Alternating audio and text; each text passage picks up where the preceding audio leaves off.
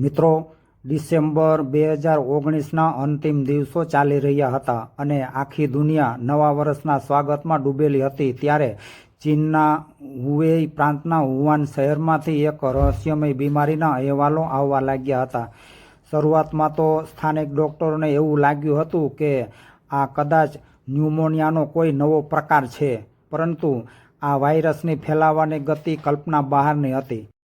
વુહાનના સિક્રુડ market સાથે સંકળાયેલા લોકોમાં સૌપ્રથમ આ ચેપ જોવા મળ્યો હતો અને જોતજોતામાં હોસ્પિટલો દર્દીઓથી ઉભરાવા લાગી હતી. ચીનના સત્તાવાળાઓએ શરૂઆતમાં તો આ વાતને દબાવવાનો પ્રયાસ કર્યો હોવાના આક્ષેપો થયા હતા, પરંતુ જ્યારે આંકડો હજારો પર પહોંચ્યો ત્યારે વુહાન જેવા આધુનિક શહેરને રાતોરાત સીલ કરી દેવામાં આવ્યું હતું. સોશિયલ મીડિયા પર આવતા વિડીયોમાં રસ્તા પર ઢળી પડતા લોકો અને પેક થઈ ગયેલા ફ્લેટોના દ્રશ્યો જોઈને દુનિયાના અન્ય દેશોમાં ફફડાટ ફેલાઈ ગયો હતો. તેમ છતાં યુરોપ અને અમેરિકા જેવા વિકસિત દેશોને એમ હતું કે આ તો માત્ર એશિયા પૂરતી જ સીમિત કોઈ સમસ્યા છે, પણ વાયરસ માનવ વસ્તીના પ્રહાર સાથે વિમાની માર્ગે મુસાફરી કરી રહ્યો હતો એ ક્યાં કોઈને ખબર હતી. વર્ષ 2020ની શરૂઆત થતાની સાથે જ આ અજાણ્યા દુશ્મને ઇટાલી અને ઈરાન જેવા દેશોમાં કાળો કેર વર્તાવવાનું શરૂ કરી દીધું હતું. ઇટાલીમાં તો મૃત્યુઆંક એટલી હદે વધી ગયો હતો કે ત્યાંની હોસ્પિટલોમાં બેડ ખૂટી પડ્યા હતા અને સેનાને મૃત્યુદેહો લઈ જવા માટે બોલાવવી પડી હતી. આ એક ક્ષણ હતી જ્યારે આખી દુનિયાને સમજાઈ ગયું કે આ કોઈ સામાન્ય ફલુ નથી, પણ માનવજાત પર આવેલું સદીનું સૌથી મોટું સંકટ છે. વિશ્વ આરોગ્ય સંસ્થાએ આ વાયરસને કોરોના અથવા કોવિડ-19 નામ આપ્યું અને તેને વૈશ્વિક મહામારી જાહેર કરી. તમામ દેશોએ પોતાની સરહદો સીલ કરવાનું અને આંતરરાષ્ટ્રીય ઉડાન બંધ કરવાનું શરૂ કર્યું, પરંતુ ત્યાં સુધીમાં તો ઘણું મોડું થઈ ગયું હતું. ભારતમાં પણ જાન્યુઆરીના અંતિમ દિવસોમાં કેરળમાં ચીનથી પરત ફરેલા એક વિદ્યાર્થીમાં આ વાયરસનો પ્રથમ કેસ જોવા મળ્યો હતો. ફેબ્રુઆરી અને માર્ચ મહિનાની શરૂઆત સુધી ભારતમાં સ્થિતિ નિયંત્રણમાં લાગતી હતી, પરંતુ અચાનક વિદેશથી આવેલા પ્રવાસીઓ દ્વારા આ ચેપ મુંબઈ અને દિલ્હી જેવા મેટ્રો શહેરોમાં ફેલાઈ ગયો. ભારત સરકાર અને વહીવટી તંત્ર સાબદું થયું અને લોકોને સાવચેત રહેવા માટે અપીલ કરવામાં આવી. 22 માર્ચ 2020ના દિવસે ભારતના વડાપ્રધાને જનતા કર્ફ્યુનું આહવાન કર્યું, જે એક રીતે આવનારા મોટા તોફાન પહેલાંની શાંતિ હતી. તે દિવસે સાંજે થાળી અને શંખ વગાડીને સ્વાસ્થ્યકર્મીઓનું અભિવાદન કરવામાં આવ્યું હતું, પરંતુ કોઈને ખબર નહોતી કે અસલી લડાઈ હવે શરૂ થવાની છે. 24 માર્ચની રાત્રે આખા દેશમાં 21 દિવસનું સંપૂર્ણ લોકડાઉન જાહેર કરવામાં આવ્યું. 130 કરોડની વસ્તી ધરાવતો ભારત દેશ, જ્યાં ક્યારેય અવાજ શાંત થતો નથી, ત્યાં અચાનક સોંપો પડી ગયો. દુકાનોના શટર પડી ગયા અને ઓફિસોને તાળા લાગી ગયા. જે લોકો જ્યાં હતા ત્યાં જ અટકી ગયા. સડકો પર માત્ર પોલીસની ગાડીઓ અને એમ્બ્યુલન્સના સાયરન સિવાય બીજું કશું જ સંભળાતું ન હતું. પક્ષીઓના અવાજ ચોખ્ખા સંભળાવા લાગ્યા, કારણ કે વાહનોનો શોરબકોર બંધ થઈ ગયો હતો. માનવ ઇતિહાસમાં આ એક એવી અભૂતપૂર્વ ઘટના હતી કે જ્યાં આખું રાષ્ટ્ર ગંભીર ભય અને અનિશ્ચિતતાના ઓથાર હેઠળ જીવતું હતું. લોકડાઉનનો અમલ શરૂ થતાની સાથે જ લોકોના જીવનની ગતિ એકાએક થંભી ગઈ અને ઘરોની 4 દિવાલો જ આખી દુનિયા બની ગઈ. શરૂઆતના દિવસોમાં એક અજીબ પ્રકારનો સન્નાટો શેરી, મોહલ્લા કે ગલીઓમાં ફેલાયેલો હતો અને લોકોમાં ફફડાટ હતો કે આ અદૃશ્ય દુશ્મન ક્યારે અને કોના દ્વારા ઘરમાં પ્રવેશ કરશે એ કોઈને ખબર નહોતી. ટીવીના પડદા પર સતત બદલાતા આંકડાઓ ભયમાં વધારો કરી રહ્યા હતા અને દરરોજ સવારે સમાચાર પત્રોમાં આવતા ચેપગ્રસ્તોના સમાચાર મનને વિચલિત કરી દેતા હતા. મધ્યમ અને ઉચ્ચ વર્ગના લોકો માટે આ સમય ઘરમાં રહીને પરિવાર સાથે વિતાવવાનો હતો, પણ સમાજનો એક મોટો વર્ગ એવો હતો કે જેના માટે આ લોકડાઉન ભૂખમરો અને લાચારીનું નિમિત્ત બની ગયું હતું. મોટા શહેરોમાં રોજનું કમાઈને રોજ ખાતા શ્રમિકો માટે કામ છૂટી જતા રહેવા અને ખાવાના ફાંફા પડી ગયા હતા. જ્યારે બસ અને ટ્રેન જેવી તમામ સુવિધાઓ બંધ થઈ ગઈ ત્યારે આ શ્રમિકોએ પોતાના વતન જવા માટે હજારો કિલોમીટર પગપાળા ચાલવાનો નિર્ણય કરી લીધો હતો, જે આજના આ આધુનિક કહેવાતા ભારતની સૌથી મોટી માનવ નિર્મિત કરુણતા બની ગઈ હતી. ધોમધકતા તાપમાં પોતાના માથા પર ઘરવખરીનો સામાન ઉંચકીને અને નાના બાળકોને તેડીને હજારો શ્રમિકો નેશનલ હાઈવે પર નીકળી પડ્યા હતા. રેલવેના પાટા પર ચાલતા ચાલતા થાકીને સૂઈ ગયેલા મજૂરો પરથી ટ્રેન ફરી વળી હોવાના કે રસ્તામાં ભૂખ અને તરસથી દમ તોડી દેતા લોકોના કિસ્સાઓએ આખા દેશની માનવતાને રડાવી દીધી હતી. પરંતુ બીજી તરફ આ ભયાનક સ્થિતિમાં પણ કેટલાક એવા લોકો હતા કે જેઓ પોતાની જાતની પરવા કર્યા વગર મેદાનમાં ઉતરી આવ્યા હતા. હોસ્પિટલોમાં પીપીઈ કીટ પહેરીને પરસેવે રેબઝેબ થતા ડોક્ટરો અને નર્સો દિવસો સુધી પોતાના ઘર પરિવારથી દૂર રહીને દર્દીઓનો જીવ બચાવી રહ્યા હતા. સફાઈ કામદારો રસ્તાઓને સેનિટાઈઝ કરી રહ્યા હતા અને પોલીસ જવાનો ભર તડકામાં નાકાબંધી કરીને લોકોને સુરક્ષિત રાખવા માટે મથામણ કરી રહ્યા હતા. આ તમામને લોકોએ કોરોના વોરિયર્સ કહીને નવાજ્યા હતા, કારણ કે જો તેઓ ન હોત તો સ્થિતિ કલ્પના બહારની વણસી ગઈ હોત. જેમ જેમ સમય વીતતો ગયો તેમ તેમ આર્થિક સંકટ વધુને વધુ ઘેરું બનવા લાગ્યું હતું.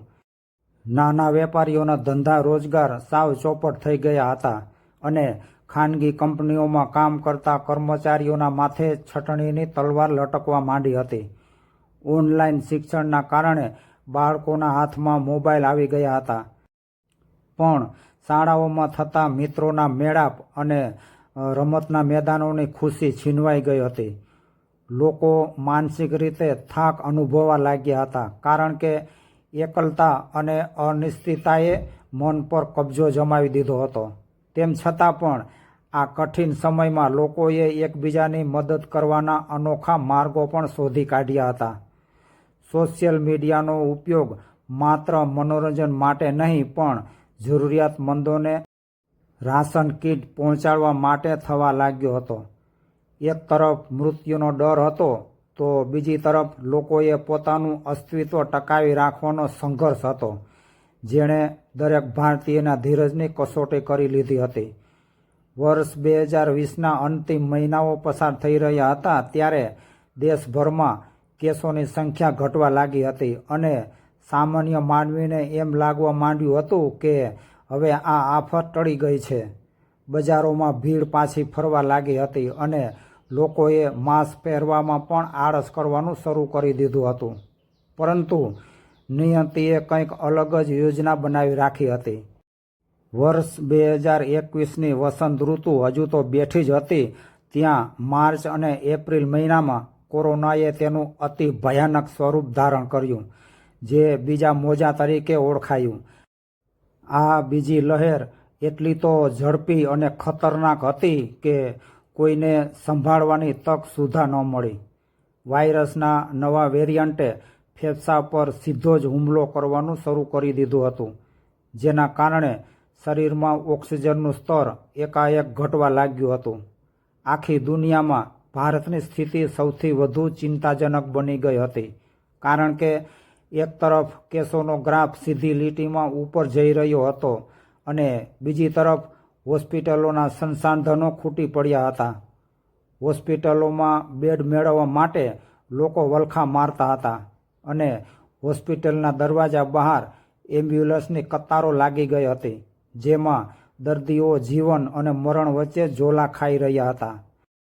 સૌથી હૃદયદ્રાવક દ્રશ્યો તો ઓક્સિજન માટેના હતા, જ્યારે લોકો ખાલી સિલિન્ડરો લઈને રિફિલિંગ સેન્ટરો પર આખી રાત લાઇનમાં ઊભા રહેતા હતા.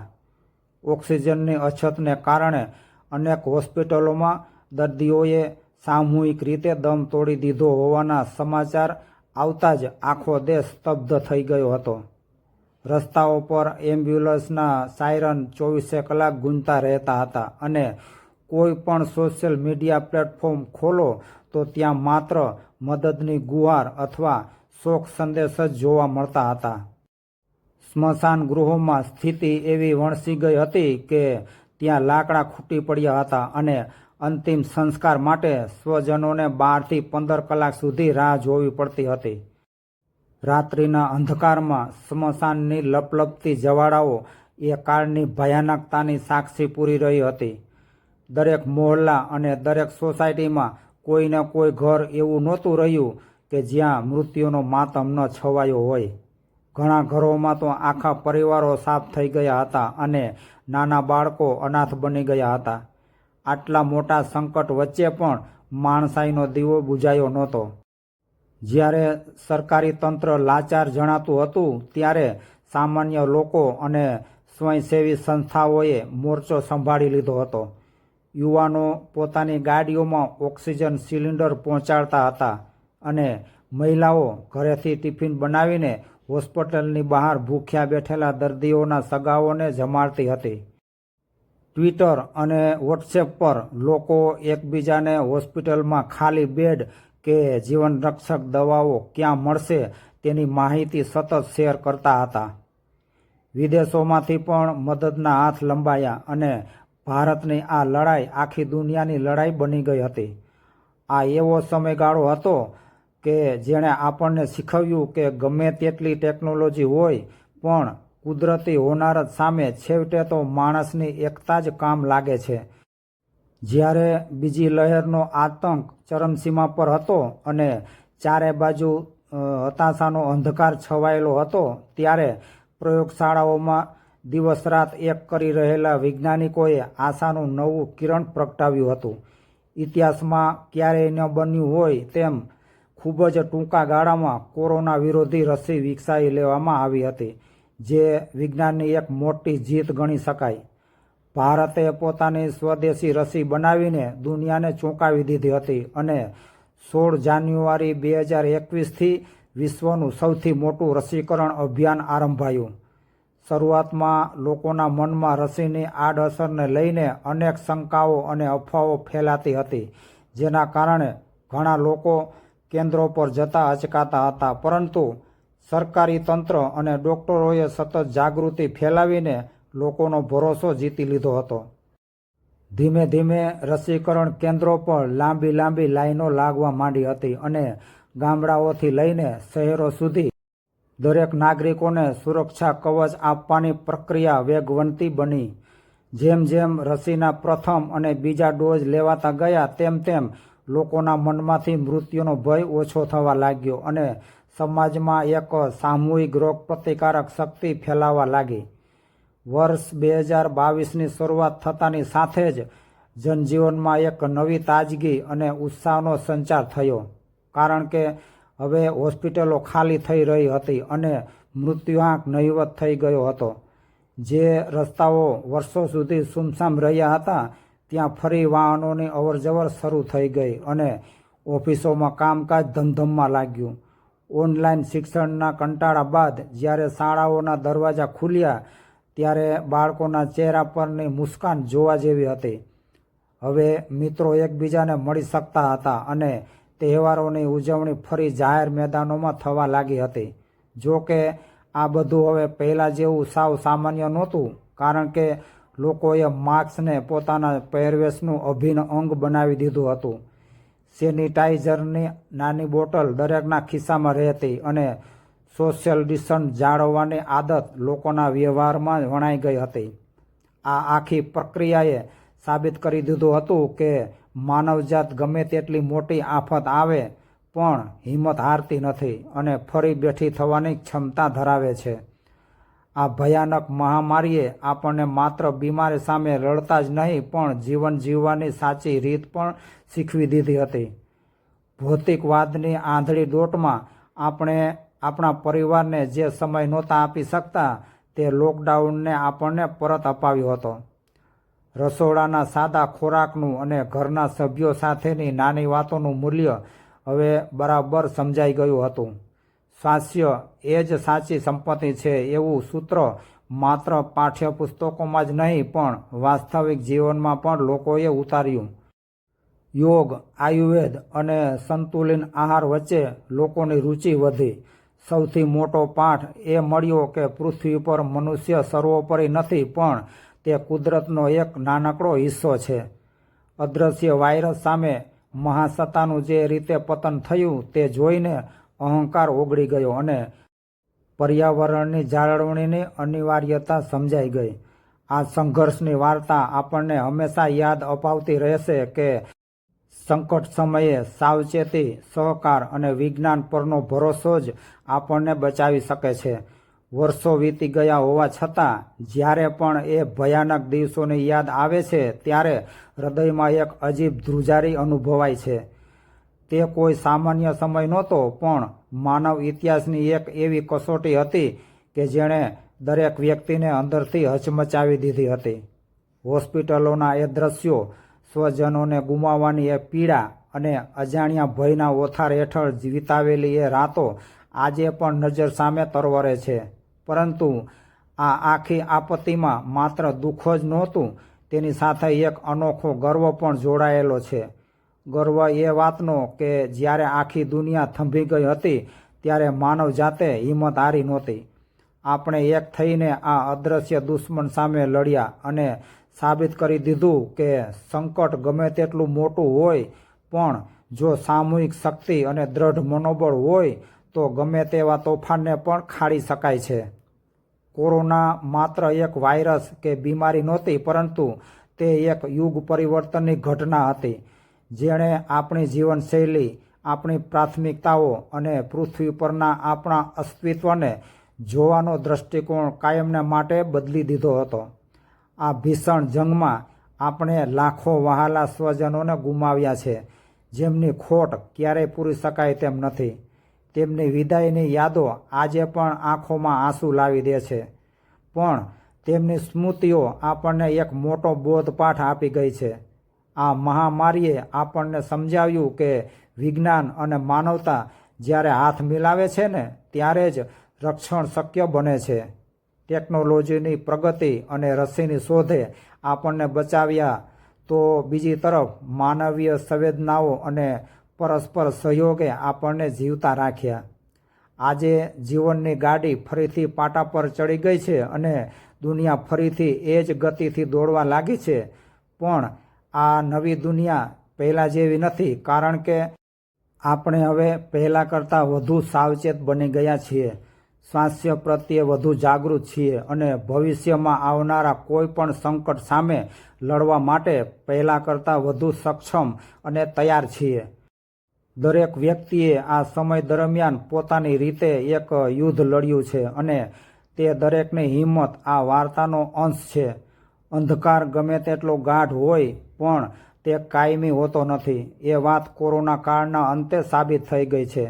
જે રીતે દરેક રાત પછી સવાર પડે છે, તેમ માનવજાતના ઇતિહાસમાં ફરી એકવાર આશાનો સૂર્યોદય થયો છે. આ વાર્તા એવા કરોડો લોકોની છે જેમણે શ્વાસ લેવા માટે પણ સંઘર્ષ કરવો પડ્યો હતો, છતાં લડવાનું છોડ્યું નહોતું. આમાંથી આપણે એ શીખ્યા છીએ કે સાચું સુખ મોંઘી ગાડીઓ કે મોટા બંગલાઓમાં નથી, પણ સુરક્ષિત શ્વાસ અને પરિવારના સભ્યોની હાજરીમાં છે. આ સંઘર્ષની ગાથા આવનારી પેઢીઓ માટે એક પ્રેરણા બની રહેશે કે કેવી રીતે એક નાનકડા વાયરસે આખી દુનિયાને ઘૂંટણીએ લાવી દીધી હતી અને કેવી રીતે મનુષ્યે પોતાની આંતરિક શક્તિથી ફરીથી ઊભા થઈને આકાશ આંબવાની શરૂઆત કરી.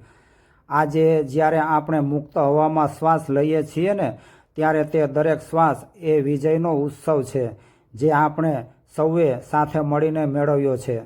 મિત્રો, મને આશા છે કે કોરોના કાળના એ ઉતાર ચઢાવ અને સંઘર્ષની આ સત્ય ઘટના પર આધારિત વાર્તા તમને જરૂર સ્પર્શ કરી ગઈ હશે. આ માત્ર એક બીમારીની વાત નથી, પણ આપણા સૌની હિંમત અને એકતાની જીતની ગાથા છે. જો તમને પ્રસ્તુતિ ગમી હોય તો તેને લાઈક કરજો અને તમારા મિત્રો કે પરિવારજનો સાથે ચોક્કસ શેર કરજો, જેથી આપણે સૌ આમાંથી મળેલા બોધપાઠ કાયમને માટે યાદ રાખી શકીએ. ભવિષ્યમાં આવી જ બીજી રસપ્રદ અને પ્રેરણાદાયી વાર્તાઓ જોવા માટે અમારી ચેનલને સબસ્ક્રાઈબ કરવાનું ભૂલતા નહીં. આપનો કિંમતી સમય આપવા બદલ આપનો ખૂબ ખૂબ આભાર. જય શ્રી કૃષ્ણ.